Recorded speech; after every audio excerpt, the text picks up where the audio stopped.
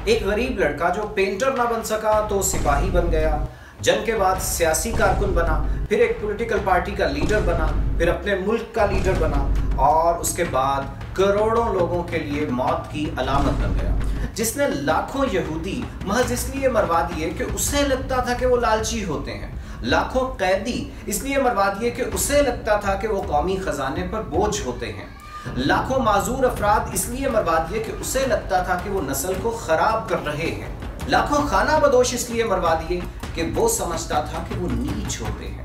उसने हजारों हम जिन्स परस्तों को मरवा दिया क्योंकि उसे लगता था कि वो गंदे होते हैं।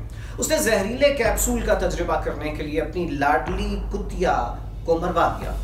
मोहब्बत आजमाने के लिए अपनी नई नवेली दुल्हन को जहर दे दिया और गिरफ्तारी से बचने के लिए खुदकुशी कर ली।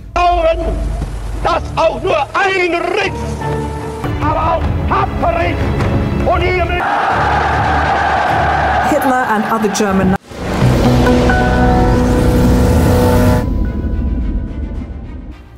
अस्सलामुअलैकुम दोस्तों, आप देख रहे हैं बैठक और मेरा नाम है नोमान नासिर अवान। आज हम आपको सुना रहे हैं रीसेंट ह्यूमन हिस्ट्री के सबसे बड़े कातिल, सबसे बड़े डिक्टेटर अडोल्फ हिटलर की कहानी। अडोल्फ हिटलर, जिसको नए दौर का हलाकू खान और चंगेज खान समझा जाता है, उसे जुल्म सितम की अलामत समझा जाता है, आज उसका नाम एक गाली की हैसियत इख्तियार कर चुका है। हम आपको हिटलर की जिंदगी की किताब के चंद बाब सुना रहे हैं। अक्सर लोग ये समझते हैं कि शायद हिटलर बाय बर्थ जर्मन था, लेकिन ये सच नहीं है।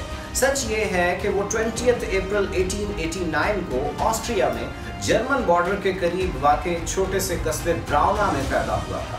उसके बाप का नाम एल्विस हिटलर था और उसी ने उसका नाम अडोल्फ हिटलर रखा था। 1890 में यानी हिटलर की पैदाइश के एक साल बाद उसके पेरेंट्स उसे लेकर ब्राउना से लिंस शिफ्ट हो गए थे। 1894 में उसका छोटा भाई एडमंड पैदा हुआ।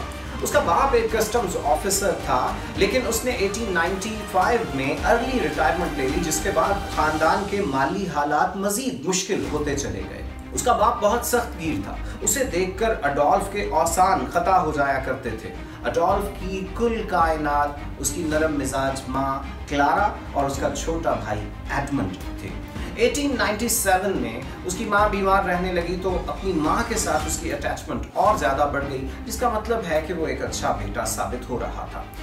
लेकिन 1900 में जब उसके छोटे भाई एडमंड की डेथ हुई तो उसका शदीद सदमा अडोल्फ ने अपने दिल पे लिया और उसकी अपनी तबीयत भी इसके नतीजे में ख़राब रहने लगी। नतीजा ये निकला कि वो तालीम से बेजार होने लगा। वो स्कूल से बहुत ज़्यादा छुट्टियां करता था और पढ़ाई में भी उसकी दिलचस्पी ना होने के बराबर थी। इसके नतीजे में उसके ताल्लुकात अपने बाप के साथ बिगड़ते चले जा रहे थे। लेकिन जब 1903 में उसके बाप का इंतकाल हुआ तो ये एक टीनेजर के लिए बहुत बड़ा धचका था।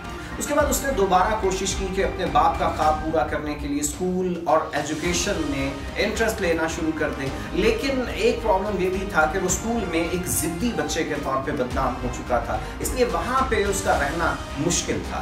लिहाजा एक ऐसा वक्त आया, लिहाजा 1905 में उसे तालीम के साथ अपना रिश्ता तोड़ना पड़ गया।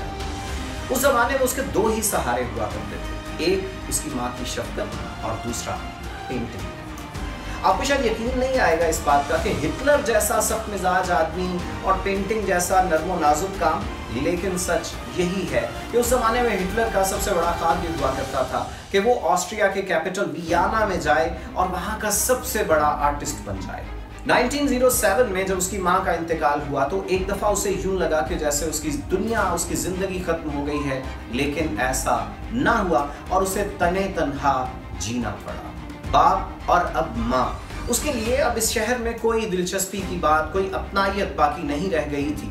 इसलिए उसने सोचा कि अब इस शहर को छोड़ना ही है तो क्यों ना मैं अपने ख्वाबों के शहर वियना चला जाता हूँ। लिहाजा वो वियना चला गया। वहाँ जाके उसने अपने धड़कते दिल और कांपते हाथों के साथ अपना ख्वाब पूरा करने के लिए मशहूर ज़माना Vienna academy of fine arts में एडमिशन के लिए अप्लाई कर दिया। उसकी अपनी दुनिया बेरंग थी, बल्कि तारीख थी, लेकिन उसे एक उम्मीद थी। उसे लगता था कि वो आर्टिस्ट बन के अपनी और दूसरों की जिंदगियों में रंग बिखेर सकेगा। लेकिन हकीकत ख्वाबों की निस्बत बहुत तल्ख हुआ करती है और ऐसा ही अडोल्फ हिटलर के साथ भी हुआ। अकेडमी ऑफ फाइन आर्ट्स ने उसे माँ की शफकत देने के बजाय बाप की तरह से उसे धुतकार दिया और उसे रिजेक्ट कर दिया, उसे एडमिशन नहीं दिया, ये कहकर के तुम्हारी पेंटिंग्स में तो जान ही नहीं है, इंसानी चेहरा बनाना तुम्हारे बस का काम ही नहीं है। और जब एक टीनएजर से ये बात कही गई तो उसके तन बदन में आग लग गई। लेकिन ये अलग बात कि वो हार मानने वाला नहीं था, उसने हार नहीं मानी। उसने पूरा 1 साल वियना में गुजारा। अगरचे हालात उसके लिए बड़े सख्त थे, लेकिन इसके बावजूद उसने इंतजार किया। अगले साल जब दोबारा से एडमिशन ओपन हुए तो उसने दोबारा से एडमिशन के लिए अप्लाई किया और हुआ फिर वही कि उसे रिजेक्ट कर दिया गया। इस रिजेक्शन के नतीजे में उसे यूं लगा कि किसी ने उसके दिल दिमाग ही नहीं बल्कि रूह के ऊपर वार कर दिया है। उसके अंदर जो फन का तूफान उठ रहा था उसे नफरत के तूफान में उस एकेडमी के लोगों ने तब्दील कर दिया। अब उसके पास करने को कोई खास काम तो था नहीं, उसके पास अगर कुछ था तो तन्हा रातें थीं, उसके ठठरते हुए हाथ थे और उसकी खाली जेबें थी। उस जमाने में उसकी गुजर औकात मजदूरी करके और कुछ पोस्ट कार्ड्स पेंट करके हुआ करती थी। मामूली सी रकम थी और बड़ी मुश्किल से वो अपना गुजारा करता था। अलबत्ता एक चीज को वो बड़ी शिद्दत से नोटिस करता था और वो ये कि वियना शहर में हर तरफ उसे यहूदी ही यहूदी नजर आते थे, जिनमें से ना तो कोई उसकी तरह तन्हा था, ना उसकी तरह उनमें से कोई ठठरने पे मजबूर था, और जेबें तो किसी की भी खाली नहीं थी बल्कि सबके पास दौलत की फरावानी थी। इसी वजह से शायद उसके दिल में यहूदियों के लिए नफरत का जज्बा पैदा होना शुरू हो गया। हम ये कह सकते हैं कि अगर हिटलर को Vienna academy of fine arts में एडमिशन मिल जाता तो शायद उसका ध्यान ही उन खुशहाल यहूदियों की तरफ ना जाता, वो उनसे नफरत ना करता और शायद इस दुनिया और तारीख का धारा ही बिल्कुल मुख्तलिफ होता। लोगों का ये ख्याल है कि उसके हाथों में ब्रश के बजाय बारूद देने का जिम्मेदार हम वियना अकेडमी को भी ठहरा सकते हैं।